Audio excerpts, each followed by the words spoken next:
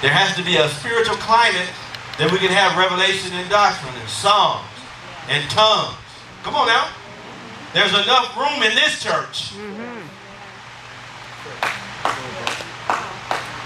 I told you a long time ago, when I heard about this, when I was at a Royal Faith Center, I was happy as a lark. I found out that Father's house was big. That I didn't have to be all stuffy in my spirituality. I ain't have to just bring a Bible, get a pen, get a paper, write this down, write that down, write that down, write this down. Get a pen, get a paper, write this down, get this tape, get this CD, get this book. Man, that's boring. Let's be real. It's boring when we can just be voyeurs. I told the men, you know you religious when you can read the Bible and you have no level of participation. If you can read what I just read in the 6th verse in chapter 14, and you don't see yourself with a psalm or hymn, if you don't see yourself with no demonstration of the Spirit, and you can read it, and you can be just as happy and excited to see somebody's historical record and not participate or long for it. Hello, religion. If your experience is predicated upon 10 elite people in the church, you're religious. Good place to stop, huh? Yeah. That spirit is so subtle. It's like carbon monoxide. By the time you get it, you'll never know it. Spirit of religion has castrated a lot of people's hopes. And we've settled for it. Let me finish this, then we'll stop. 28. But if there be no interpreter, let him keep silent in the church and let him speak to himself and to God, of course. Many of us taking this to mean literally. If you ain't got interpretation, keep your mouth quiet. He was just trying to make sure that the climate was according to the course. There's a culture, there's a format that's in the church. Remember I made a statement early? I said there are some things that he wrote. There were 2 things. And I said we got to rightly divide. Come on, y'all. Come on, there's 2 of them. This is 2. Come on. Come on, they both got truth in it. Come on. Truly stated. Some things came from the Lord. Some things came from him. This came from him.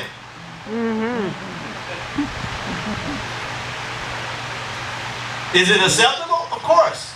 Because all scripture is profitable. Right? So we can use it as a culture, as a climate control, as a, okay. 29.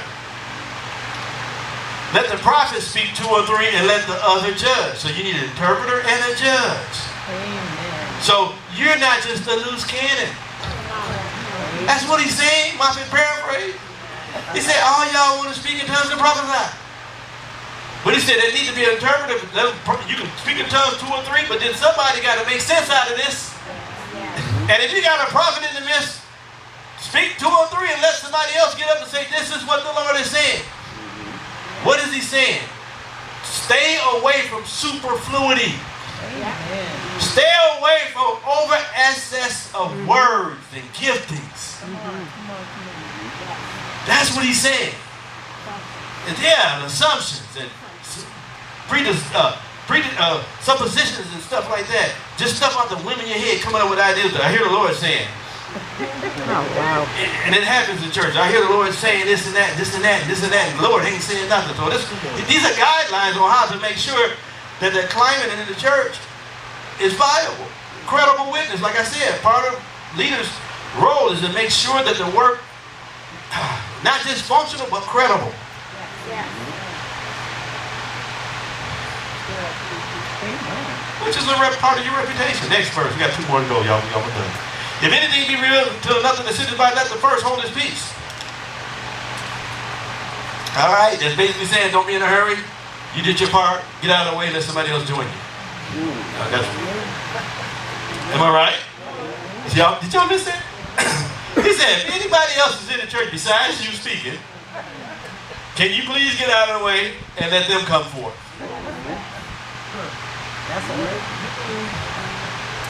Don't monopolize the church.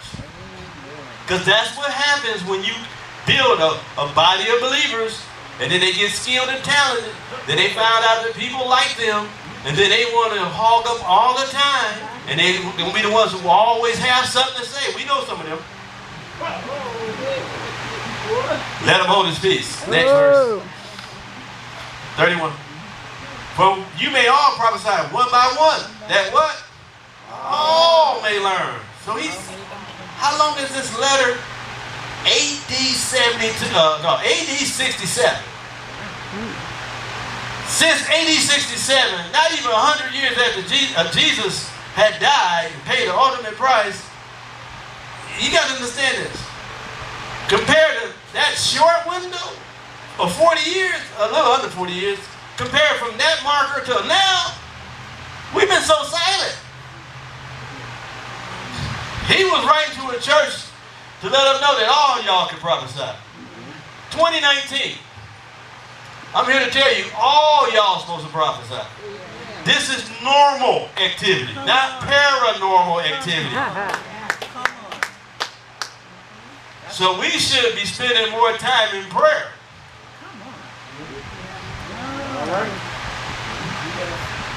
Not a prophetic word every 6 months. Not a revelation, a doctrine, a tongue, a song, every now and then. That's a visitation. He's not a visitor. He's inhabited. He's inhabited the praises of his people. Next verse, y'all. We stop it. And the spirits of the prophets are subject to the what? Prophet. And then you'll find out at the end of this chapter, Paul tells them, verse 40, I believe, which is the fourth one. Verse 40 says, let all things be done in decency and order. That's it, y'all. Whatever we do in the house of God, whatever been set by principles, whatever principles has been set, and the culture has been formatted, and the guidelines are established, and the line of boundaries has already been rehearsed over and over. It needs to be done in the connotation of decency and order. So I'm not done with Paul. Next time we get together, I'm going to talk about the offerings. Oh, Lord. And then we're going to look at some prophetic pictures. And we're going to get something out of this.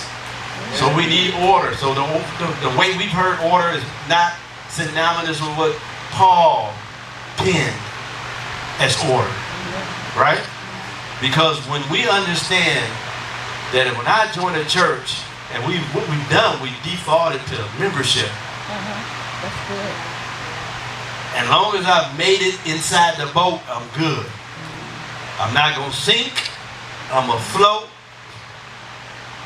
Right? But we don't understand there's a destination and there's a reason why you're in the boat.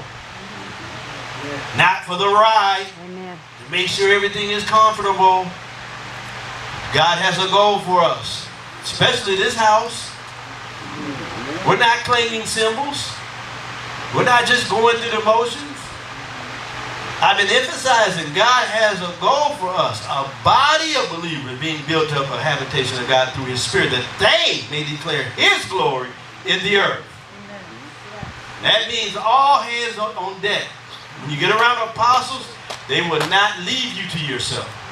They may in a season because of the warfare or whatever's going on when your heart turns. It's some other dynamics that go on when apostles seem to be disconnected. Just because they're not necessarily engaging don't mean they're disconnected. They just understand that, a person ain't responding correctly. So there's times, as Paul told the young man in Corinthian church, that I'm going to give you up to the devil, that your soul may be saved.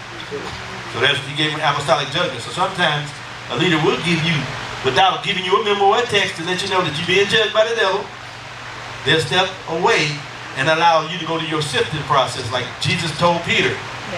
Before he became Peter, told Simon. He said, the devil has desired to sift you. The devil is a bulldog on a chain. And ultimately, God will allow certain things to happen in our lives. He don't test us, but he will allow it. And they come as chastisement, they come as corrective measures so that we can get back on course. I mean, you know, God gets your attention when he hits your money. Yeah, I know it. Y'all look at me real funny.